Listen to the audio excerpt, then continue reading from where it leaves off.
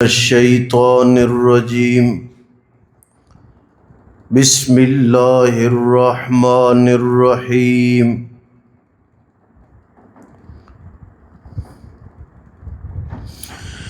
اذ انتم بالعدوۃ الدنیا وهم بالعدوۃ القصوی والرکب اسفل منکم اذ انتم جب تھے تم بالعدوۃ الدنیا نزدیک والے کنارے پر وَهُمْ بِالْعُدْوَةِ الْقُصْوَىٰ اور وہ دور والے کنارے پر وَالرَّكْبُ أَسْفَلَ مِنْكُمْ اور قافلہ نیچے کی جانب تھا تم میں سے وَلَوْ تَوَاعَدتُّمْ اور اگر میعاد مقرر کرتے تم تو البتہ مختلف ہوتے تم وقت پر پہنچنے میں وَلَٰكِن لِيَقْضِيَ اللَّهُ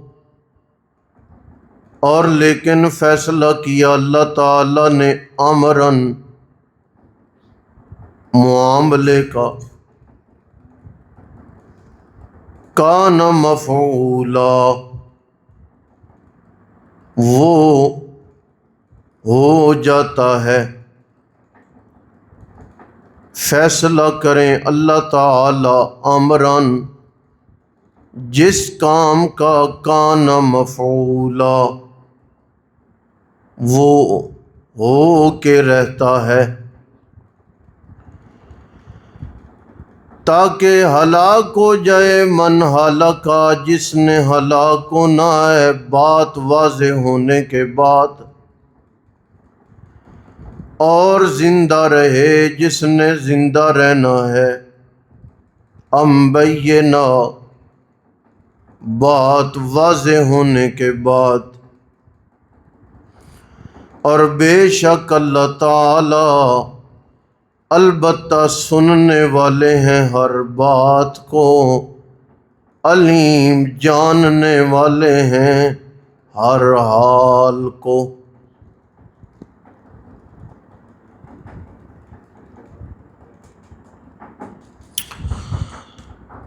میدان بدر کا نقشہ عرض کیا گیا ہے بیان کیا گیا ہے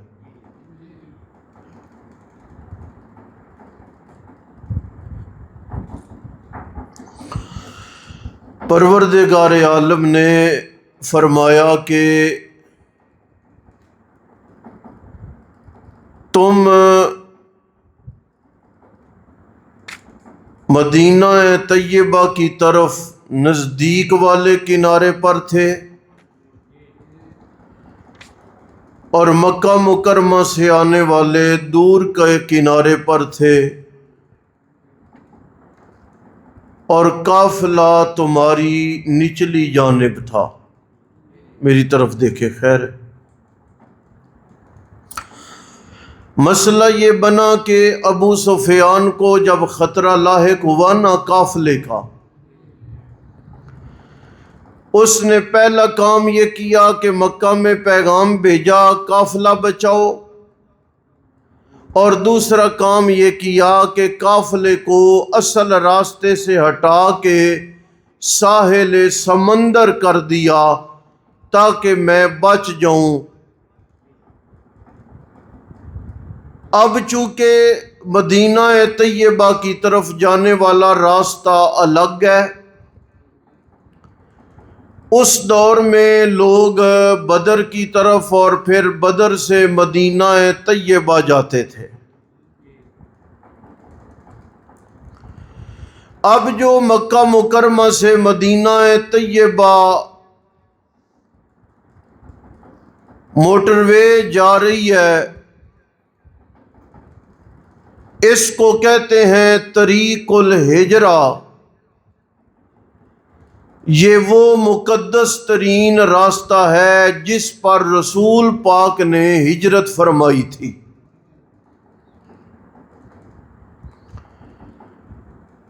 پرانا راستہ وہ بدر کی طرف اور پھر بدر سے مدینہ طیبہ کی طرف تھا۔ اب اگر موازنہ کریں تو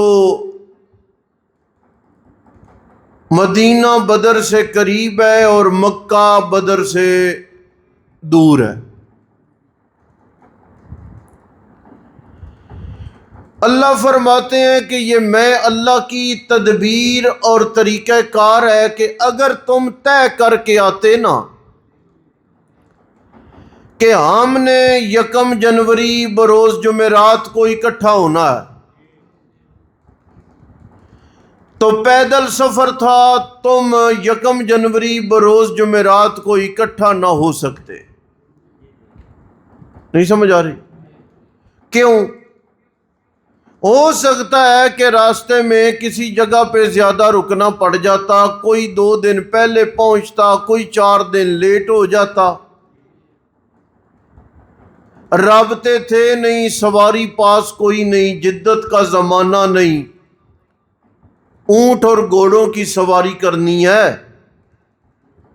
لیکن اللہ فرماتے ہیں میری ایسی ترتیب ہے، ایسا کمال ہے کہ مکہ والے مکہ سے نکلے، مدینہ والے مدینہ سے نکلے، ایک ہی وقت میں اللہ نے بدر کے میدان میں دونوں کو اکٹھا کر دیا۔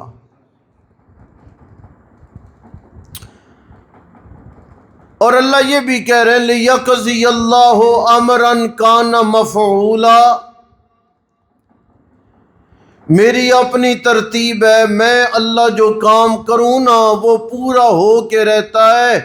ساری کائنات کے کام ادھورے رہ سکتے ہیں لیکن میرا کام ادھورا نہیں رہتا۔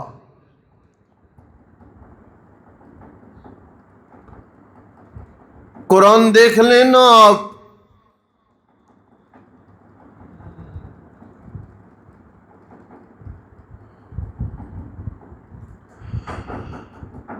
وَهُوَ الْغَفُورُ الْوَدُودُ ذُو الْعَرْشِ الْمَجِيدُ فَعَّالٌ لِمَا يُرِيدُ۔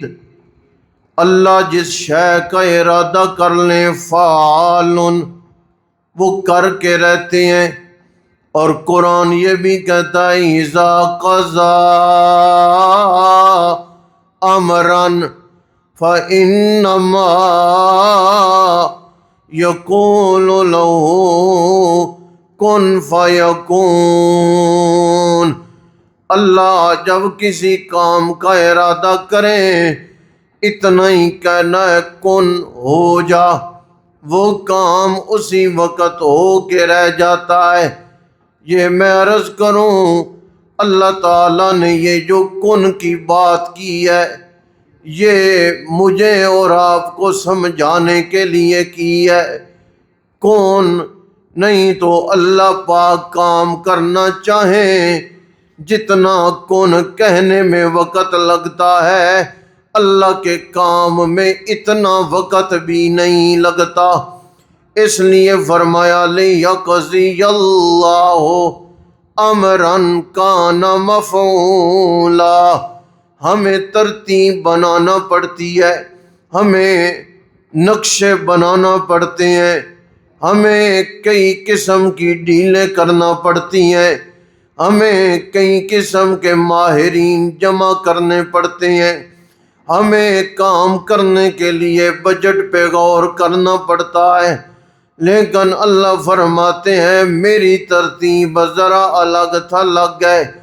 اذا قضا امرا فانما یقول له کن فیکون۔ مجھے کوئی ترتیبیں نہیں بنانا پڑتی، بلکہ میں اللہ پاک نے ہر قسم کی ترتیبیں بنا کر رکھی ہوئی ہیں۔ یہ جمع کیوں کیا میں نے؟ تاکہ جس نے تباہ و برباد ہونا ہے وہ دلائل کے بعد، مسئلہ کھل جانے کے بعد اب برباد ہو جائے، اور جس نے زندہ رہنا ہے وہ بھی مسئلہ واضح ہو جانے کے بعد زندہ رہ جائے۔ اللہ تعالیٰ نے میدان بدر میں مشرکین مکہ کو تباہ و برباد کر دیا ہے۔ کتنے مارے گئے، کتنے لوگ ہیں جن کو قید کر لیا گیا ہے۔ ساز و سامان مومنوں کے پاس کوئی نہیں ہے، اسلحہ کوئی نہیں ہے، جنگ کی تیاری بھی کوئی نہیں ہے، مالی وسائل بھی مسلمانوں کے پاس نہ ہونے کے برابر ہیں۔ اللہ نے فرمایا یہ جو میدان بدر ہے یہ فیصلے والی جنگ ہے۔ سمجھدار کے لیے اشارہ کافی ہے کہ کوئی ساز و سامان نہیں، بندے بھی ہم سے بڑے کم ہیں، تھوڑے سارے ہیں، 313 ہے، کافروں کی جماعت 1000 ہے، 313 اسلحے کے بغیر فتح یاب ہو گئے۔ اس کا مطلب ہے ان کی اپنی زور آزمائی نہیں چلی، اس کا مطلب یہ ہے ان کے اپنی سلیقہ مندی اور ہنرمندی نہیں چلی، بلکہ تھوڑے آدمیوں کو کم ساز و سامان کے ساتھ زیادہ بندوں پر فتح دینے والا کون ہے؟ یہ ہے اصل بات۔ اور آگے یہ مسئلہ بیان کر دیا گیا کہ ہر بات کو سننے والا بھی اللہ ہے، اور علیم، ہر بات کو جاننے والا بھی صرف کون ہے؟ اللہ ہے۔ بس۔